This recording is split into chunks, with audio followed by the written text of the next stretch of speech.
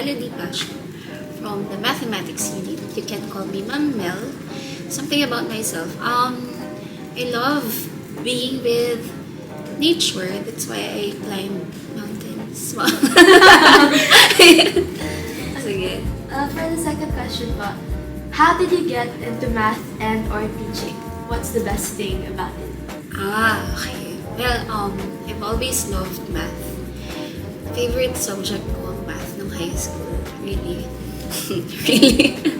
Tapos, why teaching? Well, I was inspired by a teacher. Legit yun. I really loved my job teacher back in high school. So sabi ko, parang gusto ko rin gawin yun. So I went into teaching. Tapos, what's the second question na? What's the best part? The best part about teaching math, I guess, is witnessing your aha moments. Kapag nagigets nyo na yung lesson na pinaghirapan kong ituro. Anyway, pag nagigets na ng students yung hard concepts, parang very rewarding kasi yung feeling. Parang it's very nice to see students build their skills and confidence in math. So I guess yun yung most rewarding part. I also love the fact that I get to interact with a lot of students from different backgrounds. So, dami kong natututunan from you guys. So, yeah. And then for the next question, could you tell us about your experience in organizing the recent Pisay at 16? The recent Pisay at 16. Teka, magta-trauma dump ba ako?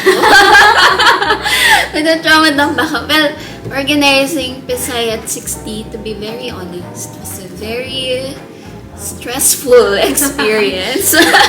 Pero at the same time, I think it was very rewarding.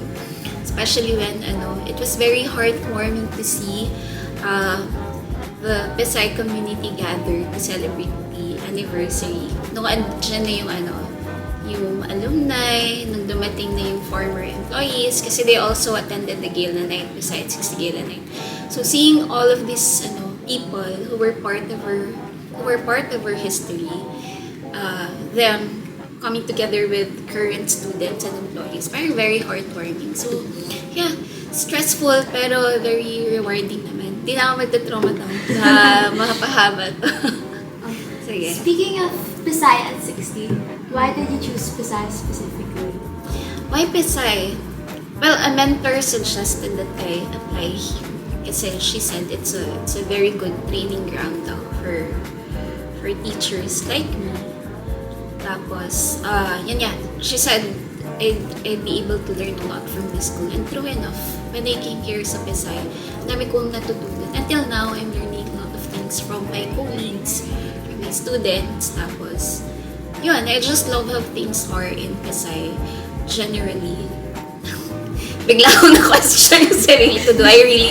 Yeah, generally, I love how things are in Pisay. So, that's why I'm still here.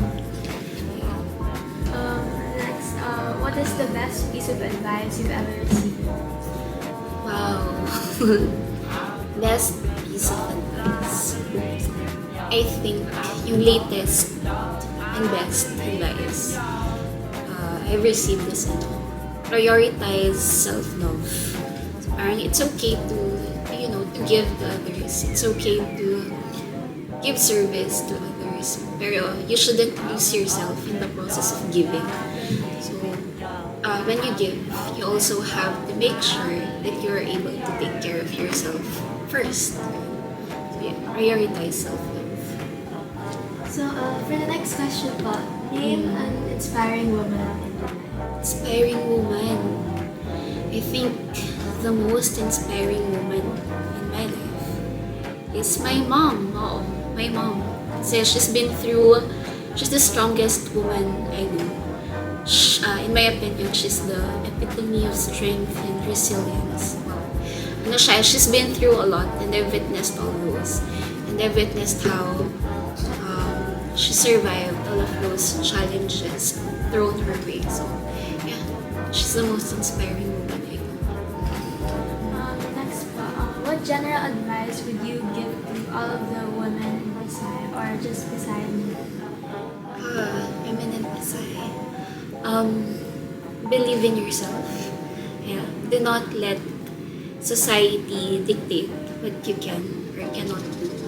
Whatever you want to do, go for it, pursue it. Kaya mo yan.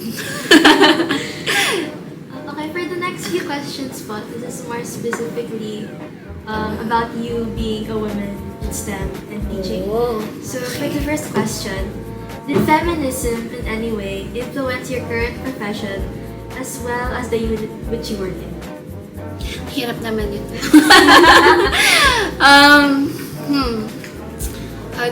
How did feminism affect me? Feminist movements kasi have paved the way to the development of more inclusive policies for the teaching profession. And here in Pisay, so halimbawa, mas nagkakaroon na ng work-life balance because we're given more flexible working options. Tapos, women now are given more longer maternal leave. Diba? So I think those feminist movements have really, other feminist movements aside from those have really helped shape a more inclusive workplace for teachers. Next up, what is your personal experience when it comes to the treatment of women in the academic field? Treatment of women in the academic field. Luckily, to be very honest, I've never experienced any sort of discrimination naman sa workplace and sa kahit anong institution na napuntahan ko. Luckily. I think the people I've been working with kasi they're very open and they're very respectful to women. So, yeah, generally naman I'm happy with my experience as a STEM teacher. Okay po. For the next question, in your opinion, how can women fight the stereotypes and discrimination that comes with being a woman in the STEM field? Well, I think activism works. Advocacy and activism. So you have to speak out. What do you need? What needs to change? You have to communicate all of those things. Activism works kahit na in any form. So even through writing articles and stuff. So join a group that shares the same views and opinions as you. Tapos you fight for what you think is right. Yun. Tapos yung group na yun that will also serve as support groups. I think it's very important for women instead to have support groups din. So yeah, advocacy and activism. This are the second and last question. Bilis lang pala siya. Okay. How do you empower yourself and the people or the women around you? How do I empower myself? I always seek new opportunities to learn and to grow. That's how you empower yourself. You make yourself better. Tapos, how do I help others? Whatever I know, the knowledge that I have, kung ano yung kaya kong ibigay, I share it to other women in the teaching profession. Sometimes kasi DepEd, DOST gets me as resource person for other teachers. Also, I support the women in ways I can sa workplace, help them in their endeavors, ganyan.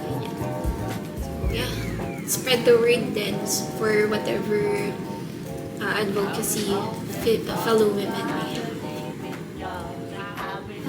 So for the last question, similar to the other question Yeah. that we've already said, what would you say to young women who aspire to work in a STEM and or teaching profession?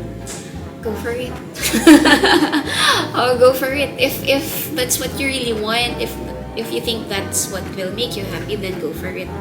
And yun nga, do not let society dictate what you can or cannot do. Ano lang din, be of service to the Filipino people, to the people around you. And ayun, just believe in yourself and don't be afraid. Just go for it, keep moving forward. Yan. So Yun lang? Mabilis na pala siya. Oh, sige. Okay, wala na, sure na. Oh, sige. Sana may nakuha kayo sa answers ko. Meron naman. Meron ba? Okay, Meron sige. po. Thank you. Thank you po.